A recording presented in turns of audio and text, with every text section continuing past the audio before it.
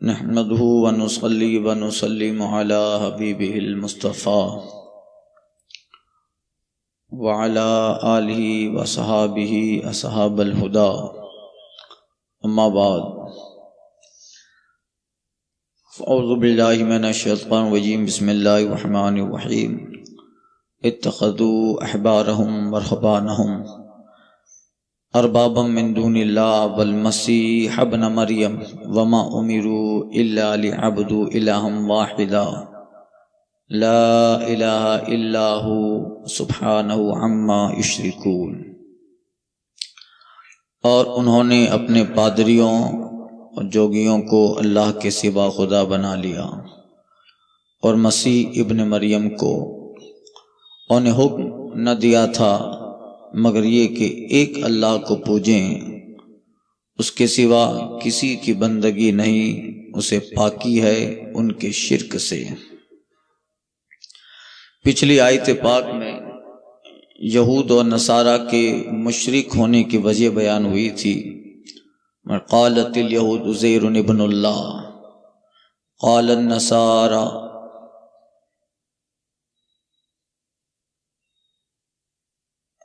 المسیح ابن مریم وقالت النصارى المسیح ابن اللہ۔ پیچھے بیان ہوا کہ یہود و نصارہ نے حضرت عزیر اور عیسیٰ علیہ السلام کو خدا کا بیٹا کہا، جیسے فرشتے کو مشرکین اللہ کی بیٹیاں کہتے تھے۔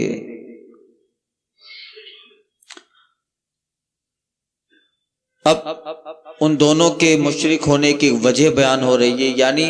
ایک وجہ یہ ہے کہ انہوں نے جس طرح حضرت عزیر اور حضرت عیسیٰ کو اللہ کا بیٹا مانا،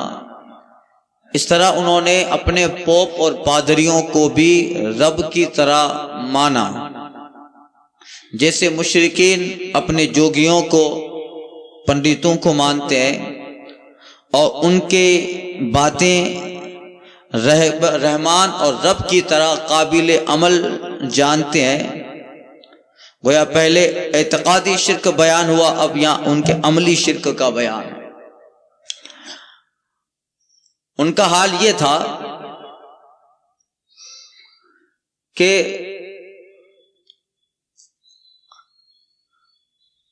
یہود نے اپنے پادریوں کو اور عیسائیوں نے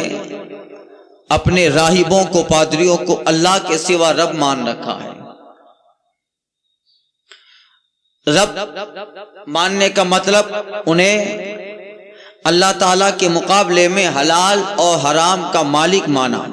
انہیں سجدہ کرتے تھے اور ان سے اپنے گناہوں کی معافیاں کرواتے ہیں۔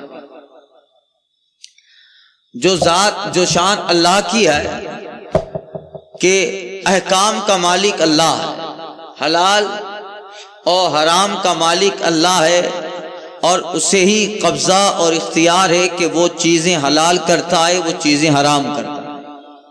مگر یہود اور نصارہ نے اپنے پادریوں، اپنے راہبوں کو، درویشوں کو اللہ کے مقابلے میں حلال و حرام کا مالک سمجھے کہ یہ جو کہہ دیں وہ حلال، یہ جو کہہ دیں وہ حرام۔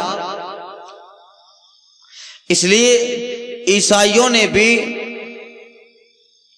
اس طرح کے بے شمار عقیدے گھر ڈالے، اپنے بادشاہوں کو تک انہوں نے حلال و حرام کا احکام کا مالک بنا دیا۔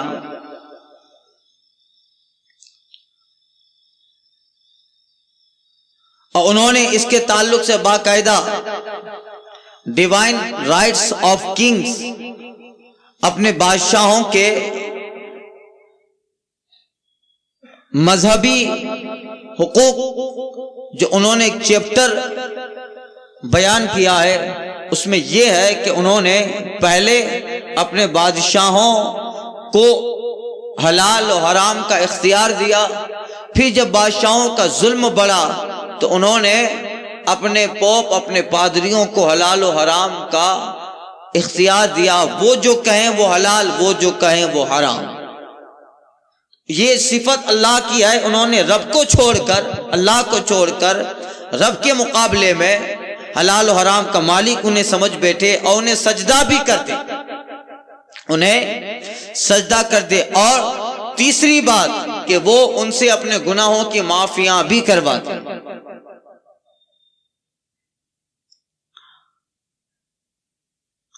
اور عیسائیوں نے حضرت مسیح کو،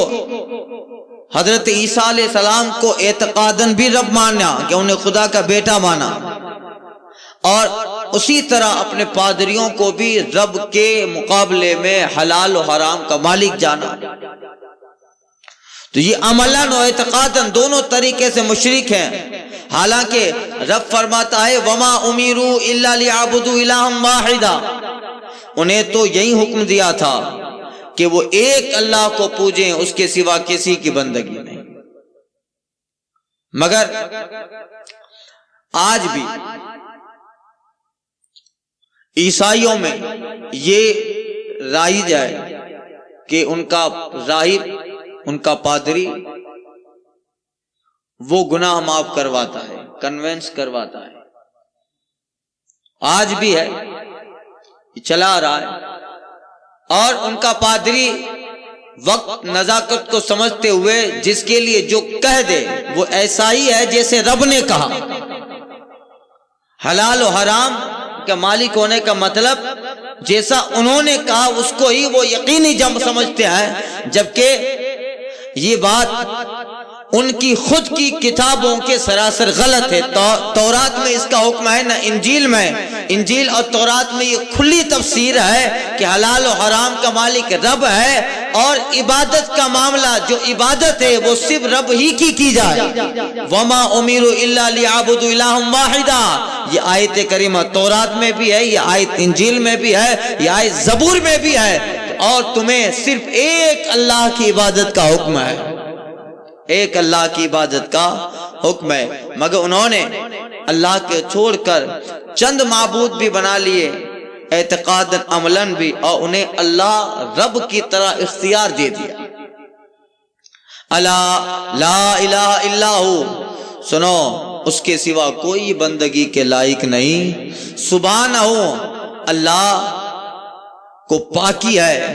اما یشرکون ان کے شرک سے، وہ جو شرک کرتے ہیں، یعنی جس طرح یہ عمل اعتقاداً عملاً ان کے اندر بگاڑ پیدا ہوا، اللہ تعالیٰ ان سب سے پاک ہے۔ نہ رب کا کوئی شریک ہے، نہ رب کے سوا کسی کی عبادت ہے، نہ رب کے سوا کوئی حلال و حرام کا مالک ہے۔ ان کے سارے عملی اعتقادی برائیوں سے رب پاک ہے۔ رب وہ ہے کہ اسے ہی بندگی لائق ہے، اس کو سجدہ ہو، اور اپنے سارے حلال و حرام کا اختیار رب ہی کے قبضہ و قدرت میں۔ تو یہ اللہ فرماتا اتخذوا احبارهم ورهبانهم اربابا من دون اللہ، انہوں نے اپنے پادریوں، جوگیوں، درویشوں کو رب کے سوا اور اللہ اور مسیح ابن مریم کو خدا بنا لیا۔ دیکھیے احبارهم ورهبانهم، احبار جو عالم ہو اس کے معنی میں بھی آتا ہے، جیسے حبر الامہ حضرت عبداللہ بن سلام کو کہا گیا، اس امت کے زبردست عالم ہے، ان کے یہاں احبار ان کے علماء، اور رہبانہم ان سے مراد ان کے درویش۔ رہبان، رہبانیت کہتے ہیں ترک دنیا کو، جوگی پنا، رہبانیت درویشی، جوگی پنا۔ آقا فرماتے ہیں جیسے لا رہبانیت فی الاسلام، اسلام میں جوگی پنا نہیں ہے، ترک دنیا نہیں ہے کہ سب سے الگ تھلگ ہو کے جنگل میں بیٹھے رہو، پڑے رہو، نہ گھر بار، نہ بیوی بچے، نہ ماں باپ، کسی کی فکر نہیں، اپنی نمازیں اپنے جنگل میں زندگی گزارتے رہو۔ لا رہبانیت فی الاسلام، اسلام میں رہبانیت نہیں ہے، جوگی پنا اسلام میں نہیں ہے۔ تو ان لوگوں نے دونوں کو، ایک پادری احبار، ایک رہبان۔ احبار علم والا جو ان کے مذہبی پیشواں ان کی کتابوں کے جاننے ماننے والے، کتابوں پر عمل کرانے والے، یا یوں کہو کہ ان کے جو ہے پڑھے لکھے لوگ، علماء جنہیں وہ عالم سمجھتے ہیں، رہبان، احبار، ان کے مذہب کے علماء اور رہبان، یہ علماء تو نہیں ہوتے مگر فقیہ، درویش، یہ دو چیزیں ہمارے اندر بھی ہے، ہمارے یہاں بھی علماء ہیں اور درویش ہیں، علماء بھی ہیں، درویش ہیں، مگر ہمارا انہیں ماننا اس اعتبار سے ہے حلال اور حرام کا مالک اللہ ہے، اور حضور صلی اللہ علیہ وسلم نے جو چیز حلال و حرام فرمائی، اگر وہ چیز قرآن میں نہیں ہے مگر سرکار نے اگر وہ چیز حلال و حرام فرمائی تو اسی طرح ہے کہ حضور کا حلال و حرام فرمانا وہ رب ہی کا ہے، اس لیے کہ سرکار جو کہہ رہے ہیں وہ عین اللہ کا ہی کلام ہے۔ حضور فرماتے الا انی اوتیت القرآن ومثل معہ، حضور فرماتے سنو مجھے رب نے قرآن دیا اور اس کے مثل دیا، مجھے رب نے قرآن دیا اور اس کے مثل یعنی میری حدیث وہ بھی اسی کے مثل ہے۔ تو وہ رب حضور بھی حلال و حرام نہیں فرماتے ہیں، اس کا اختیار صرف اللہ کو ہے، ہاں اگر سرکار حلال و حرام فرما دیں تو یہ سمجھا جائے گا کہ رب ہی کا حلال و حرام کردہ ہے، اس لیے کہ حضور رب کے حکم پہنچاتے ہیں، حضور کا حکم، رب کا حکم پہنچاتے ہیں۔ تو اگر کوئی چیز قرآن و حدیث میں حلال و حرام اس کے تعلق سے بیان نہیں ہے مگر حضور کسی چیز کو حلال و حرام کہہ دیں تو وہ اللہ کی جانب ہی سے ہے، وہ رب کی جانب سے ہے۔ تو اب احبار اور رہبان ہمارے اندر بھی علماء اور درویش، مگر ہم انہیں حلال و حرام کا مالک نہیں جانتے، وہ اللہ نے جو حلال اور حرام کر دیا ہے اس کو نافذ کرتے ہیں، اس کو بتاتے ہیں، اور اپنی قوم امت رسول صلی اللہ علیہ وسلم کو وہ اللہ کے حلال و حرام کردہ احکام سے آگاہ کرتے ہیں۔ یہ اللہ کا حکم پہنچانے والے مبلغ ہیں، کیا ہے؟ اور رہبان، درویش، یہ وہ ہوتا ہے جو دنیا سے بے تعلق ہو گیا، دنیا سے ترک تعلق اس نے کر لیا اور رب کی عبادت میں لگ گیا، مگر اس کا معاملہ ایسا ہو کہ وہ حقیقی معنوں میں درویش ہو، یعنی وہ نماز کا، روزوں کا اور احکام اسلام کا، شرع محمد کا، سنن مصطفیٰ کا، اور جو ہے تمام تر اسلام کے قوانین پہ عمل کر کے دنیا سے اپنے آپ کو اس طرح بچائے، جیسے حدیث پاک میں آیا اللہ کا جو نیک بندہ ہے وہ دنیا سے اپنے آپ کو اس طرح بچاتا ہے، رسول پاک فرماتے ہیں جیسے تم اپنے بیمار کو ٹھنڈے پانی سے بچاتے ہو، بیمار کو آقا فرماتے جیسے تم لوگ اپنے بیمار کو ٹھنڈے پانی سے بچاتے ہو، اسی طرح جو اللہ کا نیک بندہ ہے اللہ تعالیٰ اسے دنیا سے بچاتا ہے کہ کہیں داغ لگ نہ جائے۔ تو یہ درویشوں کے ضمن میں آتا ہے۔ اب درویش یہ نہیں کہ اب ایک جگہ درگاہ پہ جا کے بیٹھ گیا، اگر وہ بھی اللہ کے قانون اور حکم کے خلاف حکم دیتا ہے تو وہ بھی اس آیت پاک میں ہے۔ اب وہ کہے کہ نہیں تم کو نماز نہیں پڑھنی، میرا مرید بن گیا کافی ہے، اب اسے چلم پینے اور گانجا پینے کی ترغیب دے رہا ہے، وہ بھی اس آیت پاک میں ہے کہ یہ ساری چیزیں من جانب اللہ اگر حرام ہے تو پھر اس کے حرام کا حکم جو ہے رب تعالیٰ کی طرف سے، اب اس حرام کو اگر کوئی حلال ٹھہرائے گا تو وہ اس آیت پاک میں ہے اتخذوا احبارهم ورهبانهم اربابا من دون اللہ، کہ انہوں نے اپنے پادریوں اور جوگیوں کو اللہ کے سوا خدا بنا لیا، اور مسیح ابن مریم کو، یعنی اگر وہ دوسرا یا کوئی بھی اللہ کے حلال و حرام کے علاوہ حکم دے اور کہے کہ نہیں یہ میں حلال کر رہا ہوں میں حرام کر رہا ہوں، وہ بھی اس آیت پاک کے زمرے میں داخل ہو۔ اس لیے آج کل جب بابا لوگ ڈھونگی لوگ چلے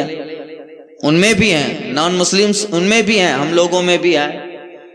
نماز روزے سے کوئی مطلب نہیں ہے،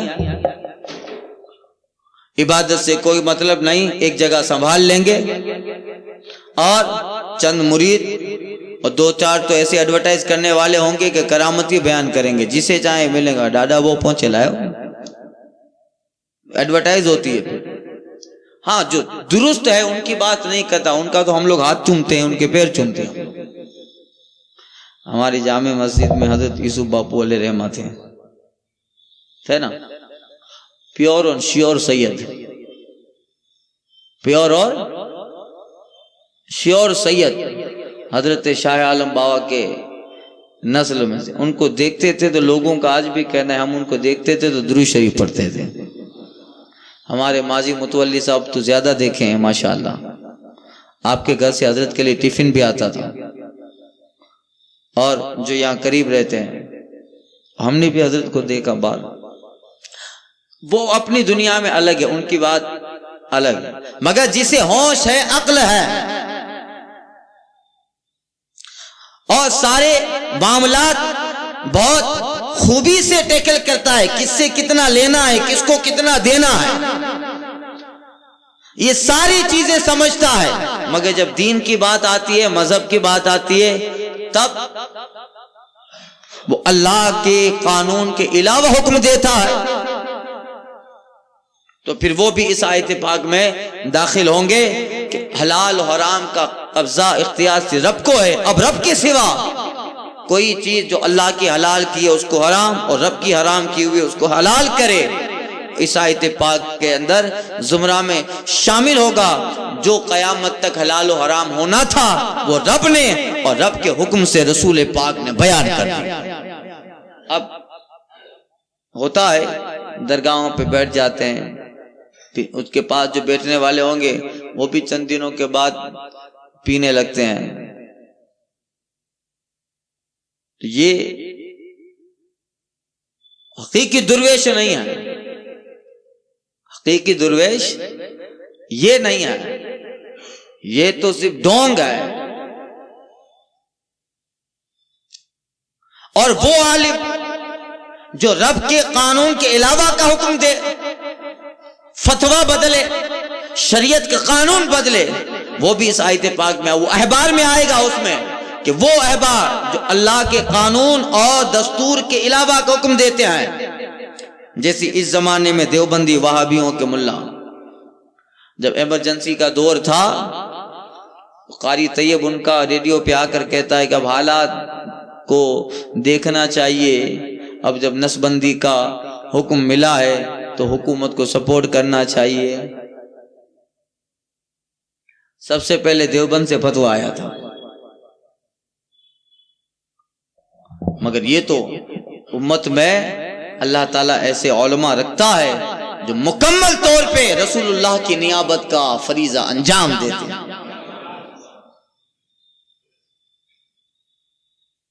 جب حکومت کا نمائندہ بریلی شریف پہنچا تھا